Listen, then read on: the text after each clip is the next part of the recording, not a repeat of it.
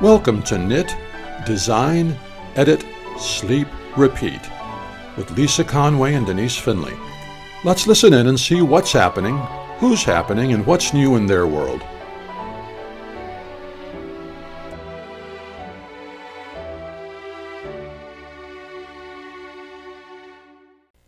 Today we are really happy to be speaking with Jill Wolcott of Jill Wolcott Knits. We talk about her life as a designer. Well, good morning or good afternoon. Denise, I would like you to meet Jill Wolcott.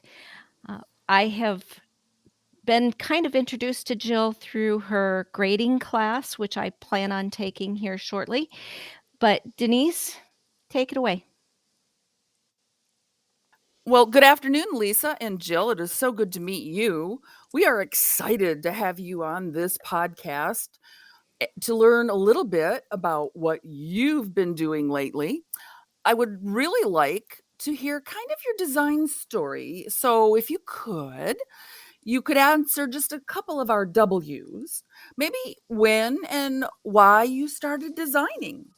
Okay, so when I probably started designing when I was about 4 years old.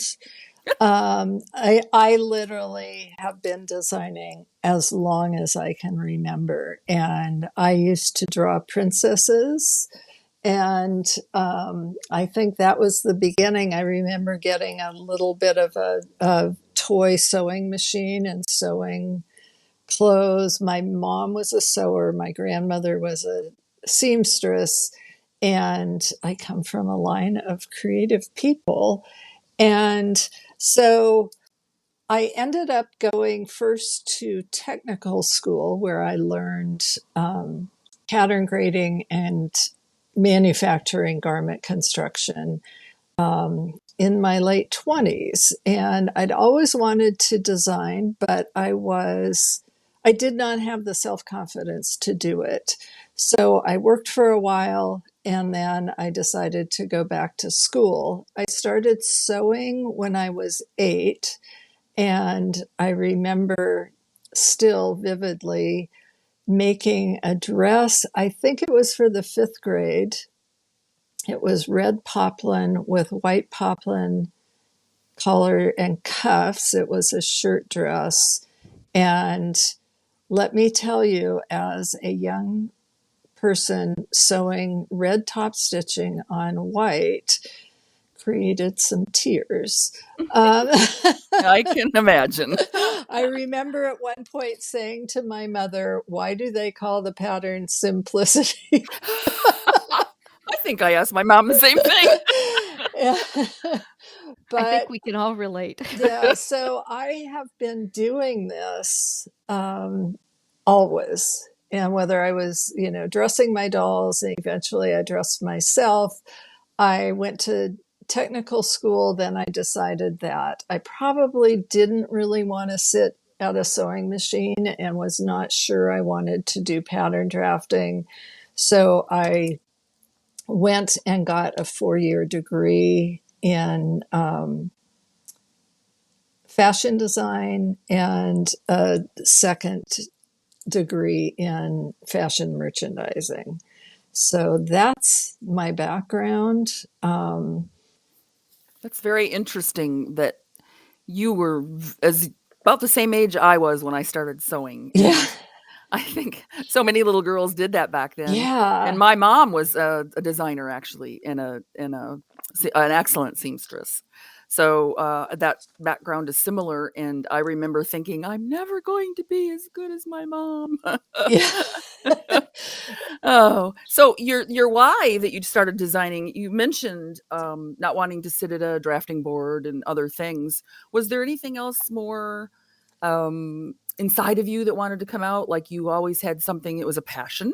So I will tell you that this is an avocation. This is not something I can choose not to do. It is who I am. I am always designing. I always have. And I think once I got enough feeling that I had skills that I could stand on, then I was ready to do it. And I've almost always worked for myself. I'm not really kind of a corporate gal. Yeah, I hear that. And in, I think, 1992, my husband and I moved away from Seattle, and I couldn't find a job.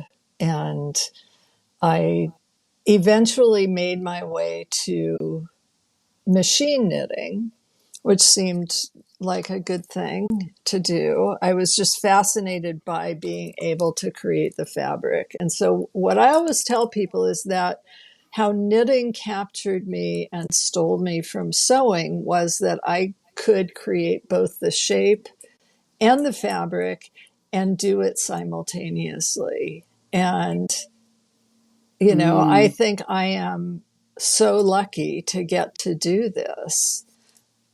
So this And process is basically just who you are. it is who I am. And, so when I introduce myself, I always say I am Jill Wolcott of Jill Wolcott Knits. So I am my business. And Excellent. yeah. Lisa? Who do you like to design for, Jill? Since you have done this for so much of your life, do you focus on things that you would want to wear, or do you think of design in terms of the global picture or the fashion design industry? So I always am thinking about fashion. That was my first passion, and I haven't let go of it. I mean, I still dress every day like I'm going to an office because I just really like to do it.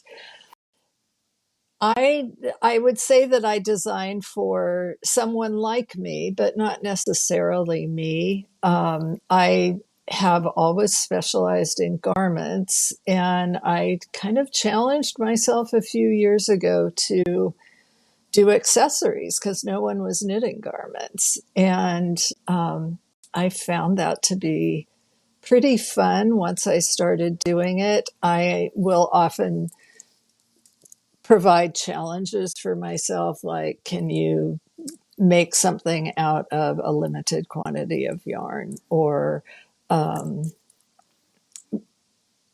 just lots of different things that are interesting to me, and they aren't necessarily interesting in the same way to the knitter, but I do think I design beautiful things. I would say that I design more for a higher end market. Somebody who's interested in fashion, but I also believe that because of my design background, that if it took you 3 years to finish one of my garments, you would still love it when you got done. And I've seen on your Instagram, for example, that you don't do a lot of knitting I don't. for yourself. I knit every day, and I knit probably for a solid 2 hours every evening. My husband operates the remote control so that I can just focus on knitting. And We are alike in that one. yeah, but I found probably, I want to say like in 2004, 2005, that I had so many ideas and that I was not a good sample knitter. I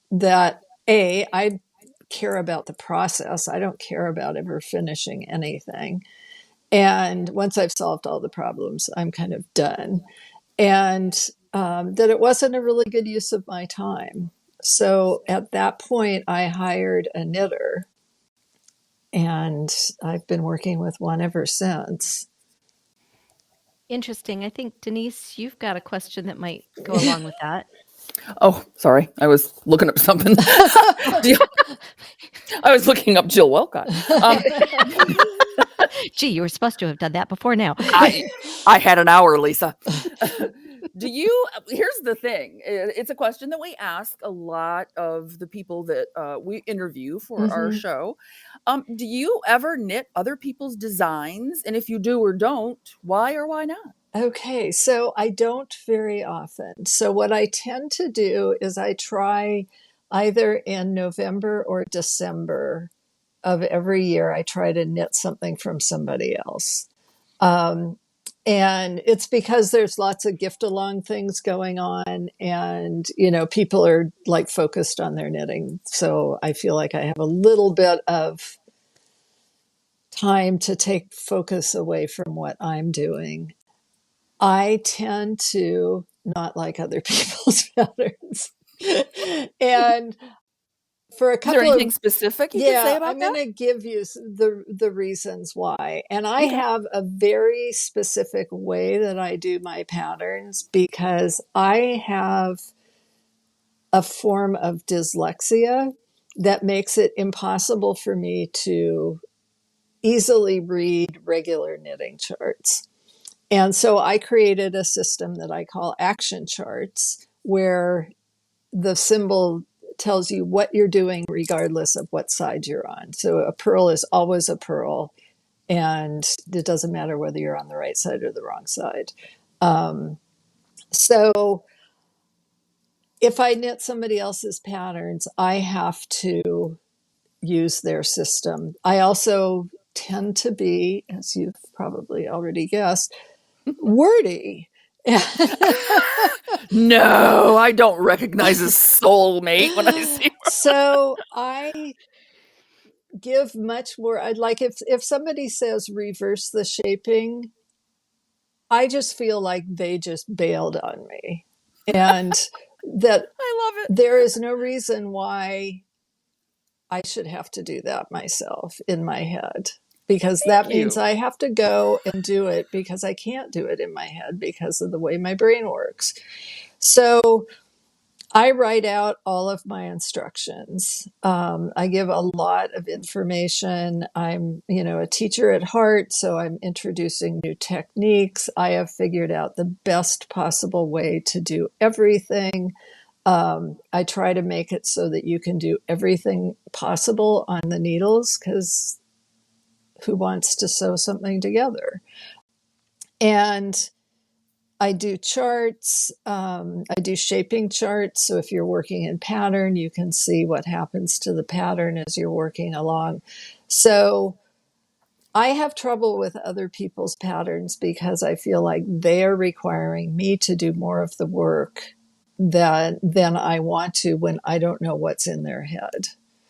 Can I make an observation here? Sure. Just real quick. I think in my mind, I don't have that dyslexia that you do. My son does, but I don't have that, I don't think. But I am an author, so I'm very wordy and I like things explained to me in detail. But I think sometimes the patterns that I have seen, especially recently, they're almost like they're in shorthand. Oh, yeah. And Okay. I mean, I actually put in articles, and my sentences tend to be complete. Mhm. I just, but I also realize that I am, well, a couple of things. So, we've already talked about this. Generationally, I came from probably the last generation where girls learned Mhm. the home arts.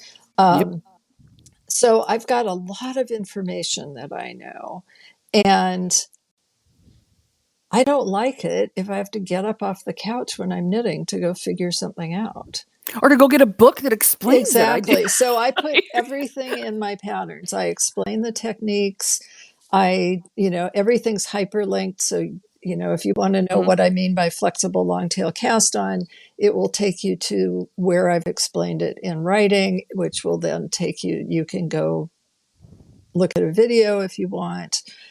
I set out a lot of my pattern information in tables, so that Mhm. you're working like sections that match your knitting, and you can put markers in, Mhm.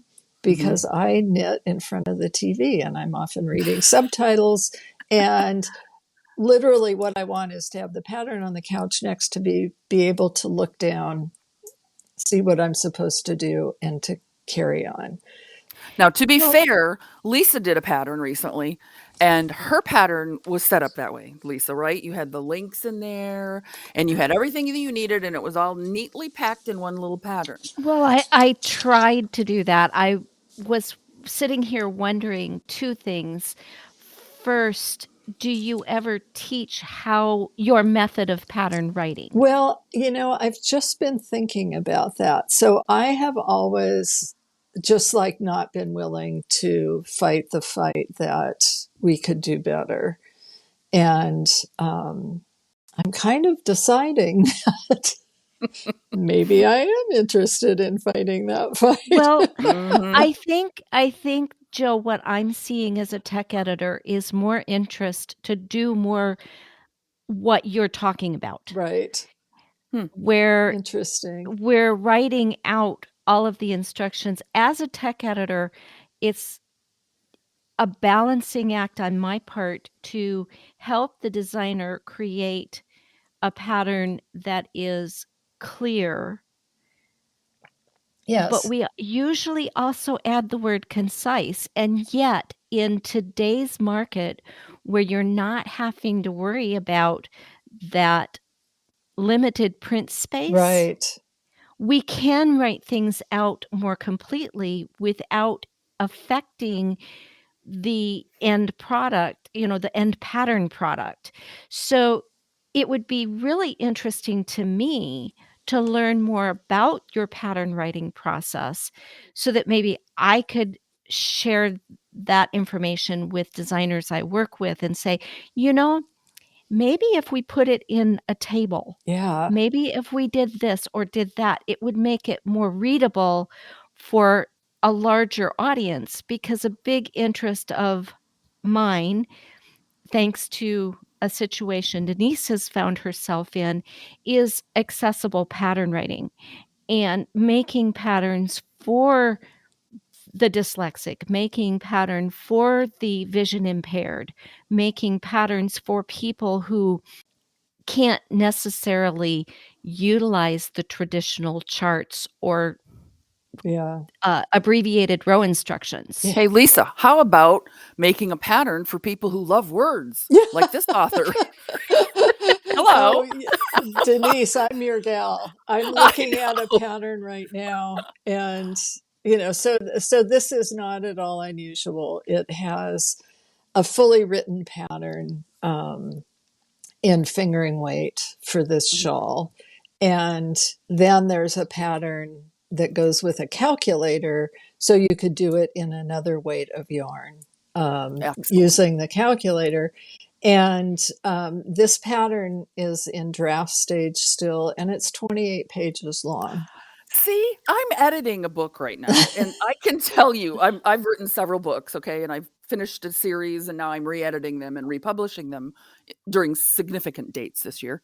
And I've just finished. Well, I'm in the middle of editing book 3 of this one series, and I'm thinking to myself in my head, "Man, that's a lot of words." And I'm like, "I don't care. It's my book." Yeah. And so I've been I mean, my style has gotten larger because when I first started doing this, we didn't put charts in the patterns, and we didn't I didn't put as much background in now. So now, like, every section kind of says, we're going to do this here. Here's the things to look out for. Now go. And so my patterns have gotten longer, but we also moved from print to digital. Everything in my patterns is hyperlinked, so you can jump around pretty easily. And I really think that we're still trapped in kind of a print world. The only reason patterns were written the way they were written was because it fit into the column situation that they had in magazines. And the other thing, which I alluded to at the very beginning of this, was people don't have the background anymore. So you might not necessarily know all the things because you just decided when you were 33 that you were going to learn to knit, and you learned through YouTube, or you went to your local yarn shop or whatever, but you don't have this vast background. And so I'm trying to provide some of that. And without, not to say that everything used to be so much better, because my mother learned to knit when she was 8. I was 30, or she was 32 when I was born. And so about the same, about the time I was 32, I taught her something other than that slingshot or, over your thumb cast on. She had Right. always done that and did not Mm-hmm. know of anything else. So she used to say she learned more after I started doing this than she had in all of her previous years.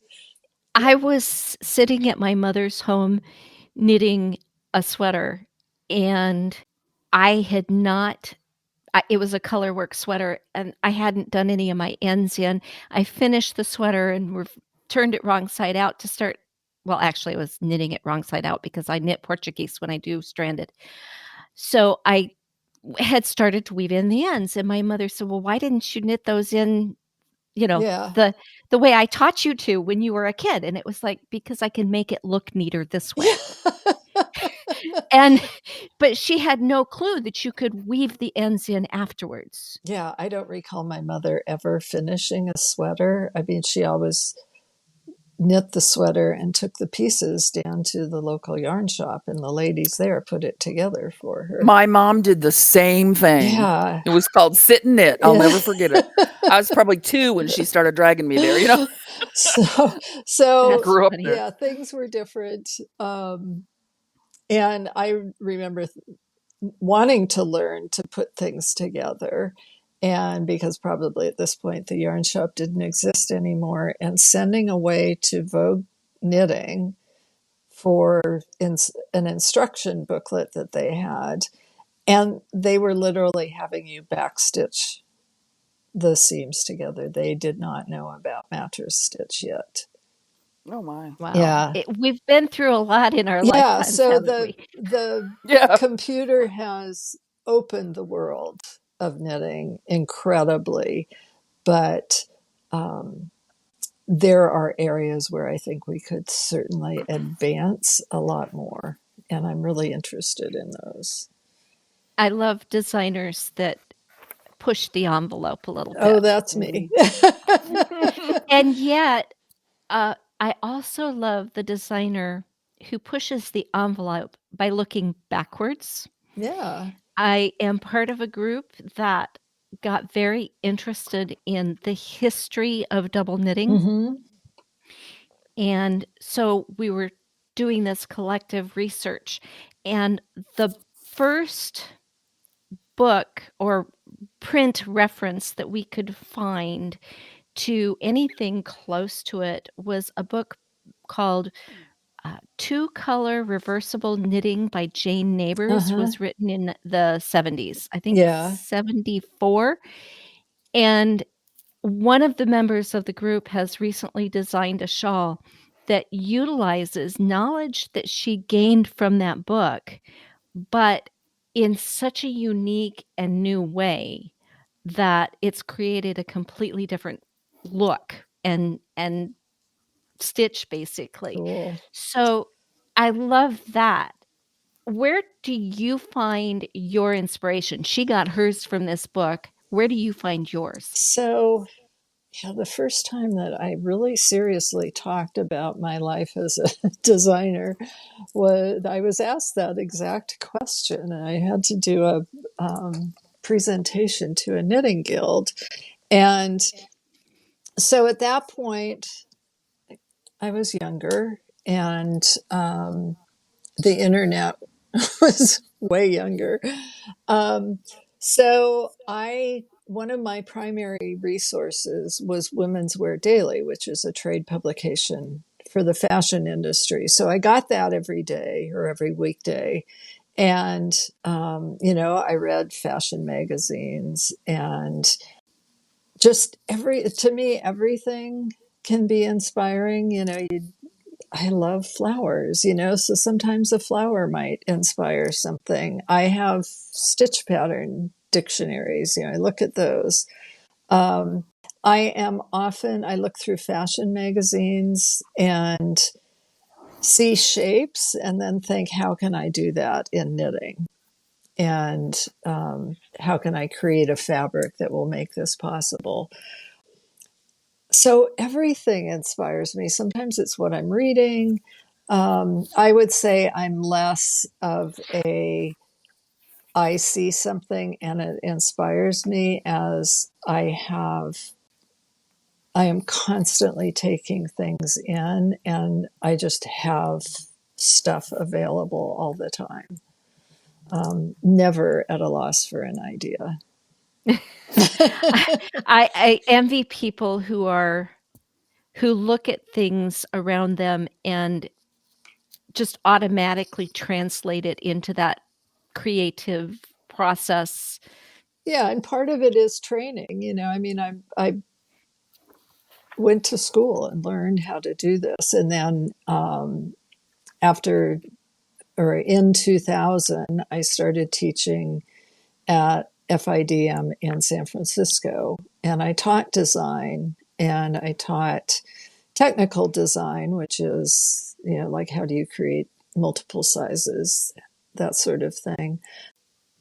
And then I moved on to creating collections and teaching portfolio classes. So I was helping people translate their vision of what they wanted to show into, at that point, it was still print. So I had a lot of opportunities to try out my ideas in different ways. And I would say my ideas are always really good, except for the occasional clunker. Well, that kind of leads me into a question that I had come up with in reading your bio, and could you please tell me what FIDM Oh, stands it's for? the Fashion Institute of Design and Merchandising, and it's a West Coast school based in Los Angeles. I think they have campuses in San Diego and San Francisco, and I want to say, Orange County. So they are primarily servicing the West Coast fashion industry. And yeah, it's a for-profit school, because no longer are there schools that aren't for-profit that teach women how to do things that they might want to do. And while I have problems with that, I always felt that everything I taught my students was useful in another industry if they were not able to get into the fashion industry. Interesting, very interesting. Let's talk a little bit about what classes you still teach. Okay, well, so I moved back to Seattle in 2016 and therefore quit teaching in San Francisco. And so now I teach primarily my grading class, which is called A System of Grading. And I call it a system because I kind of don't teach anything without a lot of overlaps. And no one likes to grade, I will tell you that. It's burdensome and really math heavy. And I was taught how to do it in a spreadsheet by a friend of mine. Many unkind words were spoken while I learned. That'd be me. That'd be me. And this was actually, we did it over the phone. So we would both have our spreadsheets open, and she would say, okay, on row 45, you need to put this formula in. And so it was kind of a painful learning situation, but mostly painful because I don't like the rigidity of Excel. But Excel is so good at what it does. So I took what Jean taught me and I used it on my own for several years. And then I realized that not only did it solve my grading problems, but it also helped me. It helped give me more time to be creative, basically.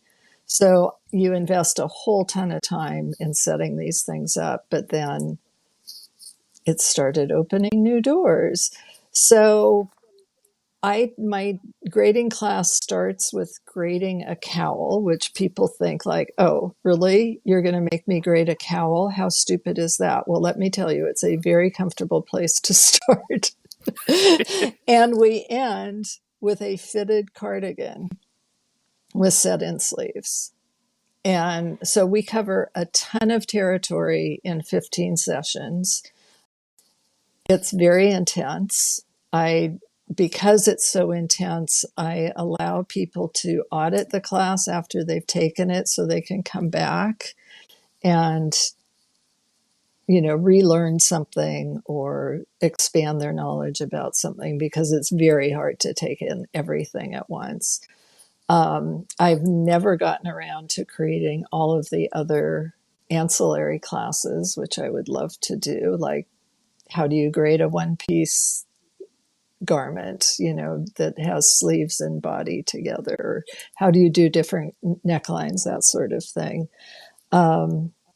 Because then after teaching the class, I tend to get distracted by my need to design because I've been so focused on numbers. So I would really love to teach a class on how to be a creative person, because I think that is something that we don't teach anybody, and it's much more difficult than it may look. Don't try this at home. Sign me up. And I have, I think, lived a very satisfying creative life. I have not made any money. So Neither is my son. He's an artist. Yeah, I get it. So, I taught because they paid me to do it. And turned out I was really, really good at it because I'm very analytical. I watch myself do things so I could tell my students how I got through things. And so I would love to do a course on just how to be a creative designer, whatever you want to do, because it requires a fair amount of energy to just exist in a world that really looks at money. As I said, I was thinking about doing a class on my crazy way of writing patterns. That would be interesting. Very interesting. I'm really, really, really interested in sizing, and not just sizing as the fashion world sees it, but spent the last couple of years just thinking about how the skeleton creates basically our stature, and then all the things that go on top of that. So, we've got our basic skin and our organs and tissue underneath that. And then our genetics are the hormones that course through our bodies, the food we eat, the environment we live in. All these things make us non-standard. And standard sizing, whether it's plus sizing or regular sizing, is just a bunch of averages. It's as mythical as, 36, 24, 36 is. But it's a great system to work from because it gives you a framework. And I'm a big believer in you learn the rules and then you can break them. That's right. You you mentioned earlier before we started recording about how this thought process really looks at inclusivity Yes, beyond just gender and stereotypical body type. right. Can you talk more about that? Yeah, so, and that's really how I got to the skeleton. And I am frequently challenged by people about, you know, using sizing tables, and that those are not real numbers and blah, blah, blah. And they aren't. And, like, I know how to tweak things to fit me. I know how to tweak things. I have a set of sizing tables that I use that I created that are a little bit more generous than the ASTM standards, because I look around and I see that people are not as perfectly formed as we would like. So then, as there's more discussion about different genders and just differentness, I really started thinking about how can I address that beyond just the standard sizing. And so that was when I kind of got to the skeleton. So let's say you're a trans person who has begun their life female and chosen to go the direction of being male. So there are things that happen to your body that you can't change. And although you can take hormones and do a lot of things, your structure is pretty much set unless the whole process stopped before puberty. So you might have big shoulders and you might have narrower hips. Or if you went the other way, you may have bigger hips and smaller shoulders, but you've put in some hormones and now you're putting on muscle mass differently. So I've really been thinking about how do you create sizing that allows for that type of difference, or, people who have just put on more weight, or their genetics led them to not have a waistline. That would happen to be me. Um, a lot of it is just learning to work around, saying, okay, so that's what the standard is. I'm over here. I'm going to make these adjustments so that I can make it fit me. And I have been tall since early junior high and always had to adjust things. And like I say, I don't have a waist. So I was always making things with a bigger waistline. My hips tend to be a little smaller, but I've just always done that automatically. So I started working with my system of grading and seeing if I could figure out how to make things so that you could put in different numbers and get different results. And so I had this wonderful student last year in ASOG, and at the end of our 15 weeks, I asked her if she would like to be my paid intern. Um, and so she's been working with me since August, and she has much better um, mathematical skills than I have. And she's much more linear, so she's much happier in Excel than I am. So she's been building these incredible workbooks, and we can now do garments where you put in your own measurements and your own gauge size. And That's it's exciting. That's very exciting. exciting. Wow. I cannot tell you how much work it is. So we've been working on making it so that we can, cut and paste and recreate. And I'm really totally excited about this.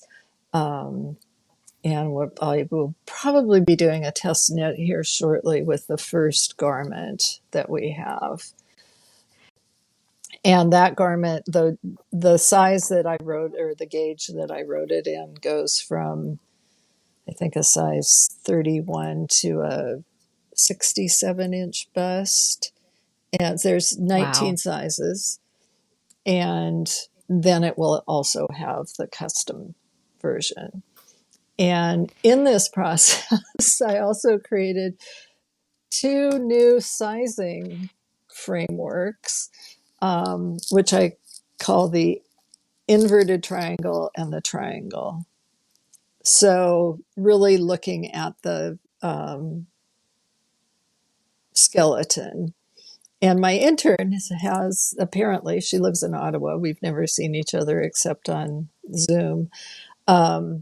She says she has really big hips for her size. And so we started with that idea, like, how can she make what I design, which is for somebody with a less hip. And we came up with the sizing table, which worked across all the sizes.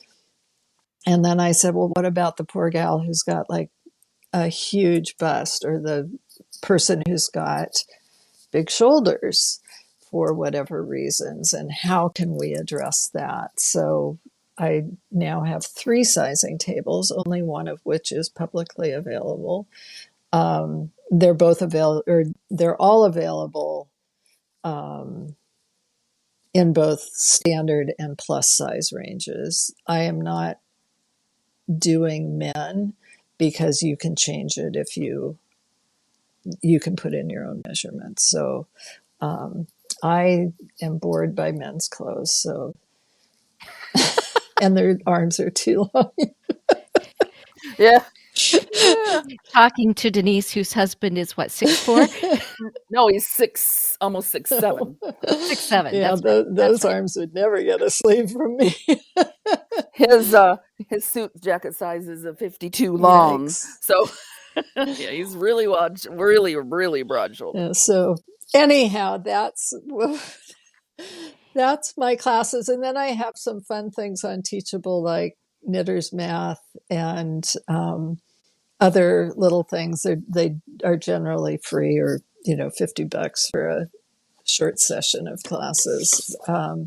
But classes are a lot of work, and so I'm always far ahead on my ideas than I am in my actual practice. Gotcha. You touched on your size charts a little bit. Yes. You've developed these additional size charts. I know you've got the free sets that are on your blog. As a matter of fact, I've sent a couple of designers in that direction because I really like those charts. How did you develop those charts initially? So there is an organization called astm.org, and I'm going to get down my book here. I can never remember exactly what it stands for. Neither can I. And now it's just ASTM. They don't even tell you what it is. So it's like American Sizing something. No, it has nothing to do with sizing. Actually, it's standards. Really? Standards. So American standards. I mean, you can also get the standards from them for radial tires. Actually, it's neither. It's the American Society for Testing and Materials. Oh, they cover everything. Gotcha. And I will, if you send me an email, I will give you the link. They have a book that has men's, women's, and let's see, what does it have in it? Children's, females, older women, girls, mature men, boys, maternity, and petites, I think. So, just out of curiosity, what's the year that you're referring to that book as coming from? Because I think they may have changed what comes Yeah, in that's the standard so package? mine is 2015.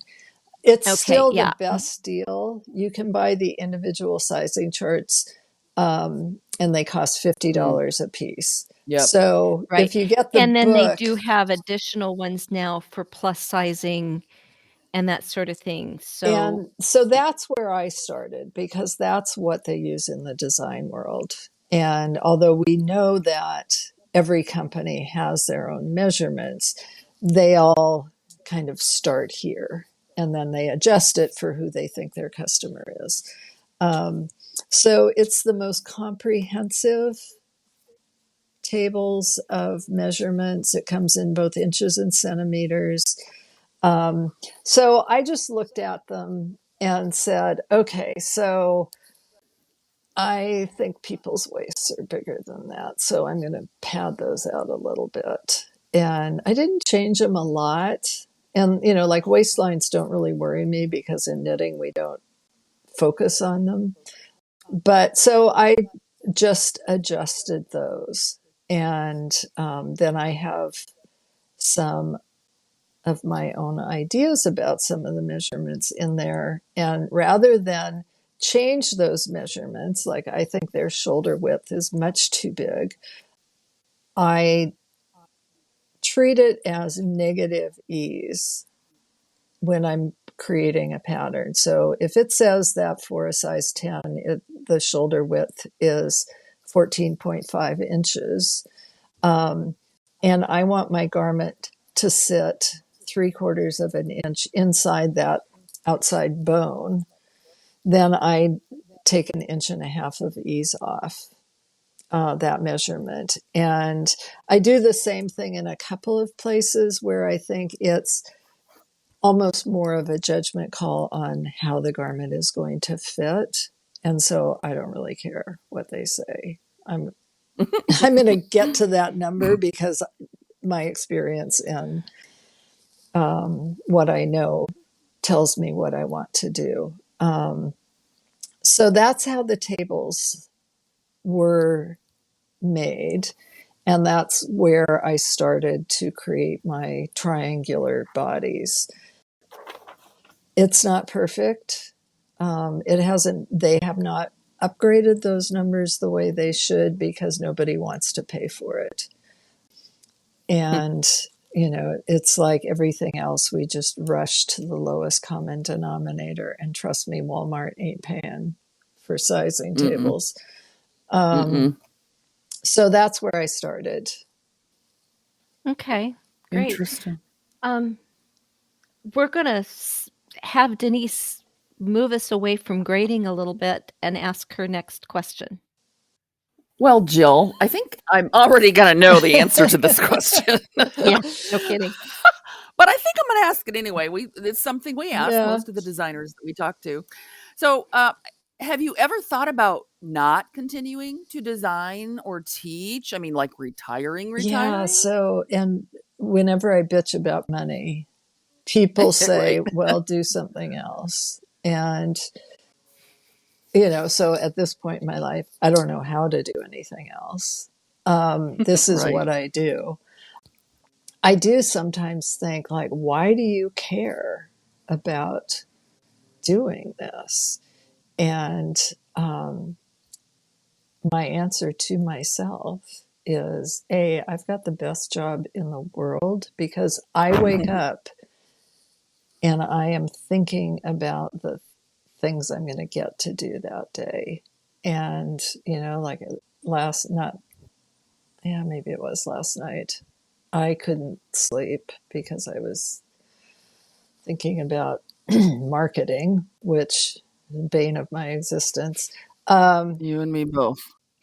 And, I thought about projects that we're working on. And, if I'm walking down the street and I got nothing else to think about, I'll think about some little project I have going or what am I going to do with that yarn? My husband retired and I am working on kind of restructuring so that I have more flexibility. it's been very hard for me to think about not having 50 projects going at once.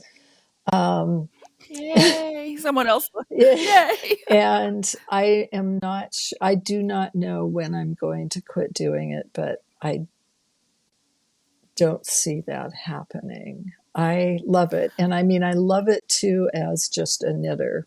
And, I love making swatches and seeing what yarn does. And, I always have things that I'm working on, usually simpler, less complex projects. I do half-size samples for my classes. So yeah, I don't see it happening. Well, with that being said, then what do you have waiting in the wings? Like your next project, your next Yeah. design, any upcoming classes, things like that? Yeah. So I am really trying to focus on marketing because nobody's signing up for my very expensive grading class. And I found when I'm also always trying to just clear stuff out of my office. I have not nearly enough space. So I'm trying to let go of the things that I'm probably never going to get to. And I found a proposal that I had done for some designs, but never submitted any place. And it's 3 years old, maybe 4 years old. And I saw it and I got so excited about what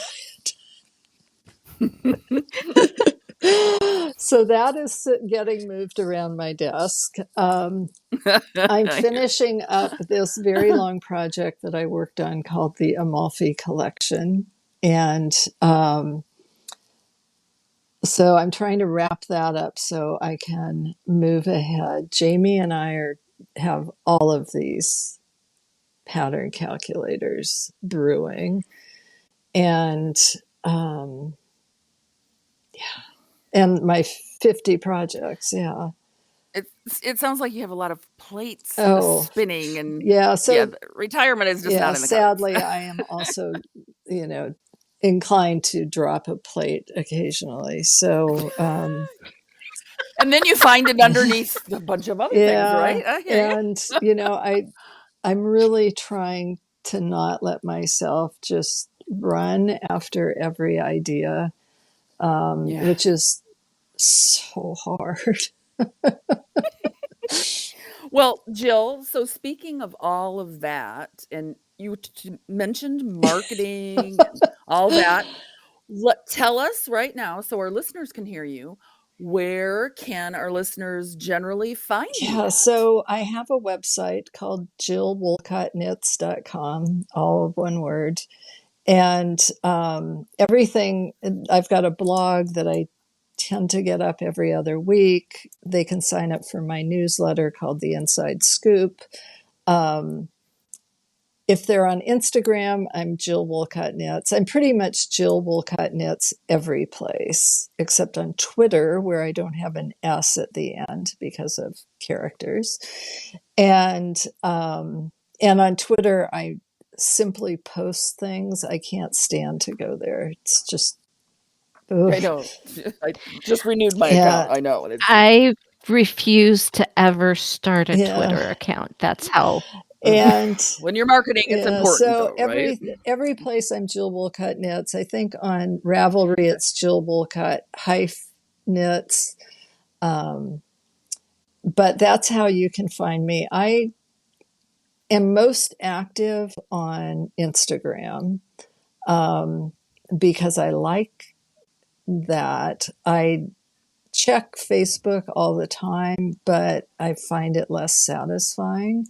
But that said, social media is not a place I hang out a lot. People might wonder what I do all day long. I stare at a computer like everybody else because I'm creating spreadsheets or writing patterns.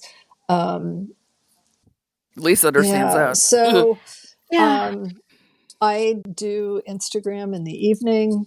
I have an automatic scheduler that publishes posts for me on all the other platforms. Instagram is the only one that I have to personally do.